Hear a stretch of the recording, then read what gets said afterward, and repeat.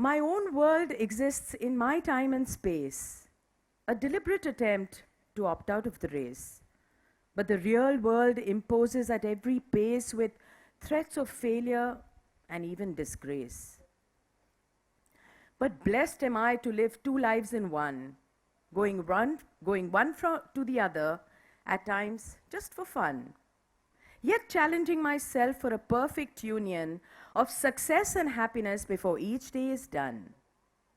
Bold words indeed, one might say, but we each seek a path, and this is my way, of embracing the challenges of each new day, for the world only sees what you portray. Thank you.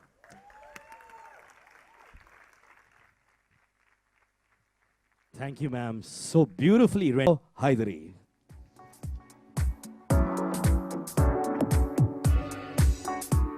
Good evening, everyone. I'm really happy to be here today, and I'd like to congratulate Punam ma'am and Sabaso. I love them very much, past, present, and future, and I always, always, always will. So here goes, past, present, and future. Is there really a past, present, and future? What is this concept of time that we continue to nurture? Are we not reborn anew each day? A person different from what we were yesterday? If no day is the same based on circumstances around, how can we then determine where we're actually bound? And why does that thought of death scare us so, when we know that we all have to ultimately go? And isn't each day a death of the old you, a reality that's understood by barely a few? But if we don't live in finite time and space, what is the point of running life's race? So we create concepts of ambitions and goals as we take on responsibilities and additional roles. We convince ourselves that there's a reason for our feelings, beyond the obvious and our apparent dealings, a justification of our very existence, a reason to continue with our daily persistence, our need for others and theirs for us, relationships, families, and all that fuss. But is there really a purpose to this, and to what end? When we can't even determine what's around the bend. Yet, within each is this infinite potential, coupled with the desire for ongoing attention. So though we are a new person, which with each new day, there will always be a price that we'll have to pay. For all our experiences come from the past, with no surety of the future or how long it'll last. Thank you. Thanks, Aditi. What a lovely interpretation of the...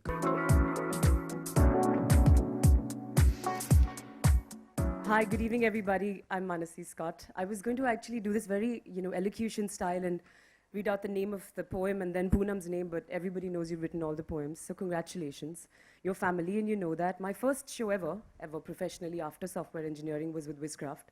So you boys and you ladies all know how much I love you, so it's an honor to be here today sharing this moment with you. I know she wanted me to sing this, but this is too daunting a task because it is a beautiful poem and it resonates very deeply within me. But maybe with the throat I have, I'll start off the first two lines just for you like that. Being bold. I've decided to be fearless. I've read the writing on the wall. I'm going to delve down deep within myself with my passions to recall. How easy it has been to let myself slide and behind the cloak of excuses continue to hide. I need to be inspired to bring forth my best. So who will mentor me? Whom can I request? For if each drop, as they say, does an ocean make, I must trudge regardless, not let my resolve shake. The world out there leans on who inspire. So my search is seriously on for someone I admire. The list is long of those whose guidance I could seek. This is my chance to be bold, not meek. Within each one of us lies a talent so unique. It just needs to be exposed, given a little tweak. Yet ever so often, I have been quick to judge, harboring stereotypes that refuse to budge. Letting the shallow and external cloud my mind. Like many others, I've sometimes been unkind. And ignored those who didn't seem to fit, falling short of expectations, I must admit. But today, I desire to show off my best. I realize that this could be every person's quest. As I grab this opportunity with both my hands, I shall look for the one who truly understands that it's time and circumstances that do decide what comes forth, what stays hidden inside. And as my mind and spirit desire to unite, I think I might have understood every introvert's plight. Thank you.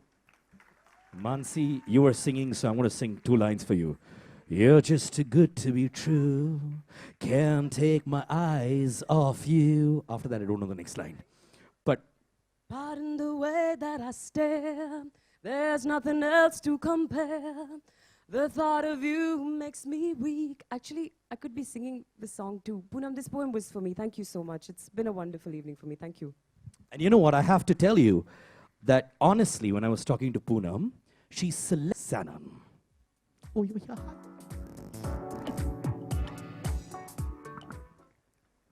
Hi everyone. Firstly, congratulations, Poonam ma'am.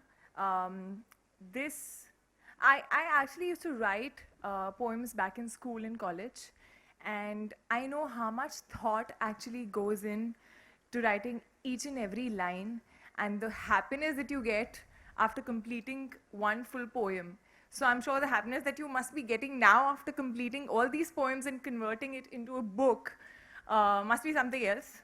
And also very, very well selected.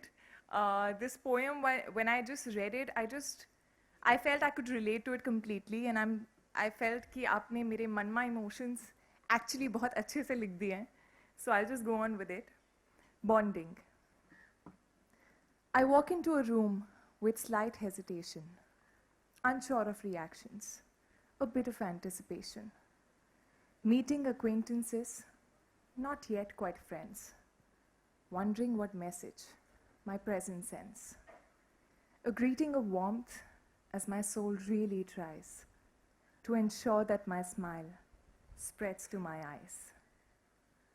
Are people around actually glad to see me? Or do I detect an undercurrent of hostility? Polite chit-chat becomes catch-up conversation, but I continue to feel a sense of trepidation. What makes us connect and forge a new bond? As only to certain people, we instinctively respond. What is that vibe that draws us close to people whom one otherwise hardly knows? Is this connection a karmic one, destined to deepen, though just begun? Or will our paths just occasionally cross, as we see only differences and no common ethos? My attention shifts to others in the room. Thinking similar thoughts, do I dare assume? Some seem happy and it really shows. But what goes on within, one never knows. This is my favorite. I push aside all doubtful thoughts, try to mingle with all the hot shots. But I continue to wonder, to them, how do I seem? Is my intrusion welcome? Do they hold me in high esteem? Some acknowledge me, some try to ignore. Should they befriend me? They're not too sure. But then within that group, I definitely see a pair of eyes looking intently at me. And as we start conversing, tentatively at first, exchanging pleasantries, though nothing rehearsed, I can definitely feel a strong connect. As from the rest of the group, we gently disconnect and find a quiet spot amidst the banter and noise, judging each other while maintaining our poise. And then somehow, there's an unspoken attraction. Like old friends, we have a similar reaction. And I stop in amazement as I excitedly think, I've made a new friend. There's definitely a link. And in that singular moment, I begin to relax, happy to be away from at least a few quacks. From within this group, I've surely found a friend, and the rest of the evening I can happily spend. Thank you. Wow, you know what, Kriti? Even I related to that when there was these two words which says unspoken attraction. That's what going between you and me right now. सिर्फ वही अब तक हुआ नहीं actually We नहीं हुआ क्या? अच्छा सुनो ना. You spoke about writing poems as a child, right? Anything you can tell us right now, and we won't judge you for it, I promise. Well, honestly, it's her big day, and I don't want to recite my own poems right now. So let this be about her and about her poems. I'll recite it to you separately. Wonderful. One-on-one backstage. Lovely. Thank you, Kriti. Give it up for her. Joshi.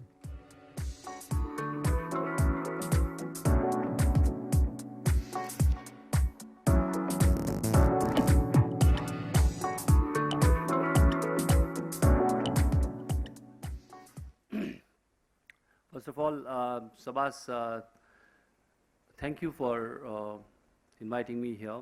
And I think poetry is murmur art, you know, and especially someone who does razzmatazz, who does IFA, who does all the shows which has the sound of ढोल.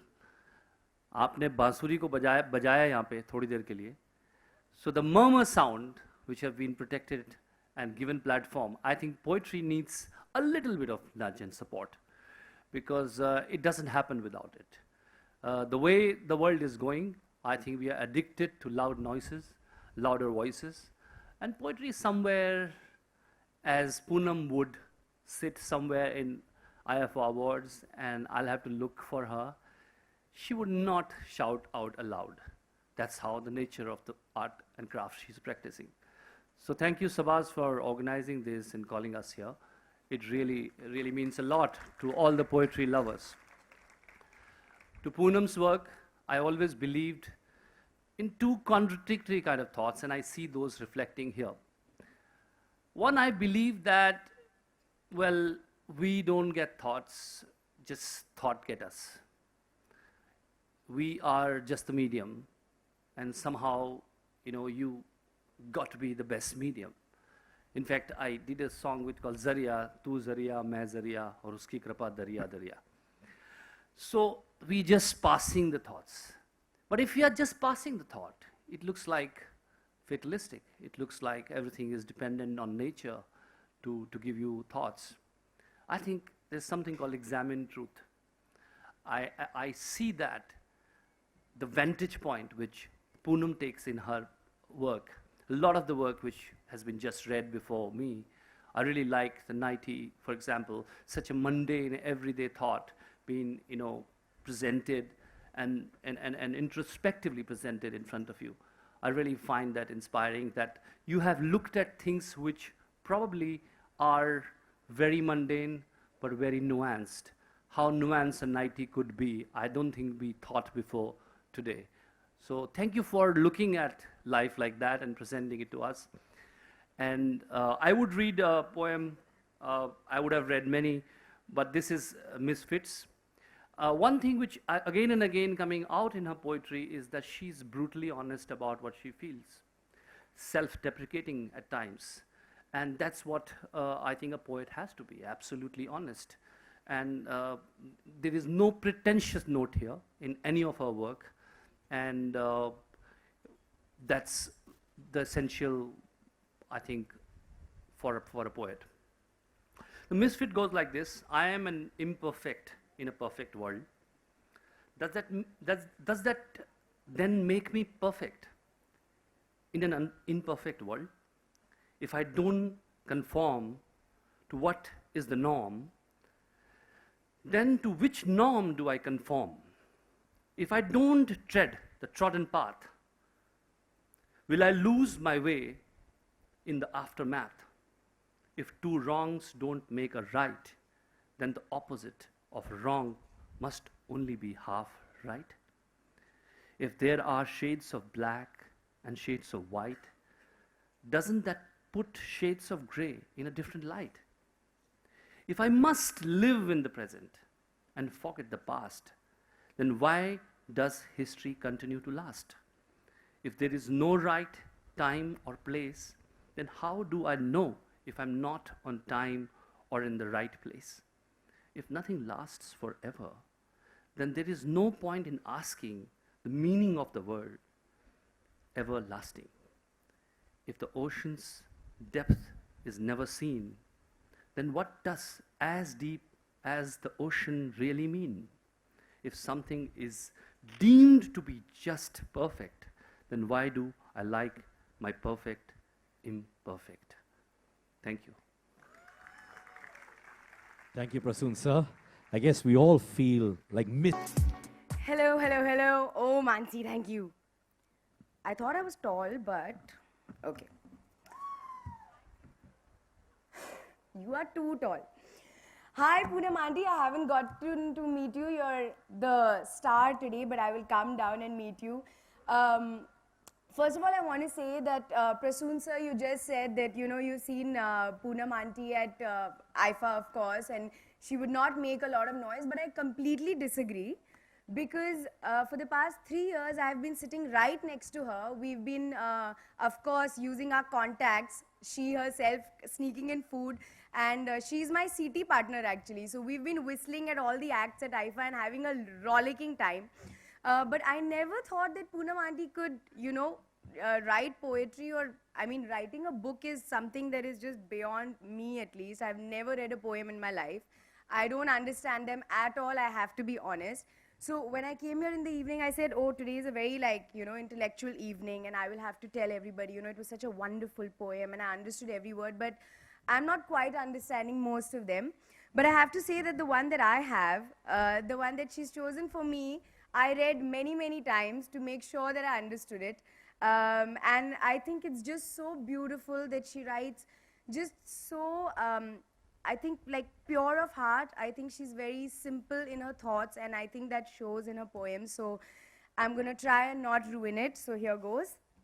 It's called Soaring. If I let my mind rise and my thoughts soar, will they take me to the moon and back? Will I float above the soft white clouds? Will I encounter an alien attack?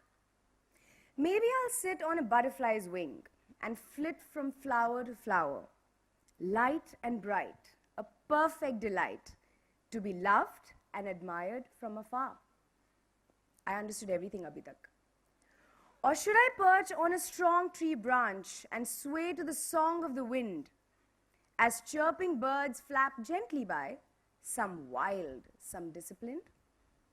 As an adult, if I have childlike thoughts, will people around me laugh? Will they think that I'm on the brink and tell me I've gone far enough? Oh, carefree days that did amaze, I so desperately want you back. I want to be strong with my troubles gone, not always bemoaning what I lack. Struggles and troubles, anxiety and angst are constant companions as we grow. So cherish your dreams, let out those screams, for where they'll take you, you will never know. Not bad, huh? Thank you, Punam Auntie, first of all, for inviting all of us. I am so happy and pleasantly surprised that you can write so well. I'm so... Oh, did I say that wrong? See, this is why I don't write, We are given dialogues, we say them. I meant to say, she was my cute Punjabi auntie. I never thought she was this writer, but I'm so happy. I'm intimidated also, but I'm so proud of you. I love you, and I hope this is the first of many books ahead. So have a good evening, everyone, and congratulations, Punam Auntie. Acha, listen, there's a big problem. Come here. You've created a lot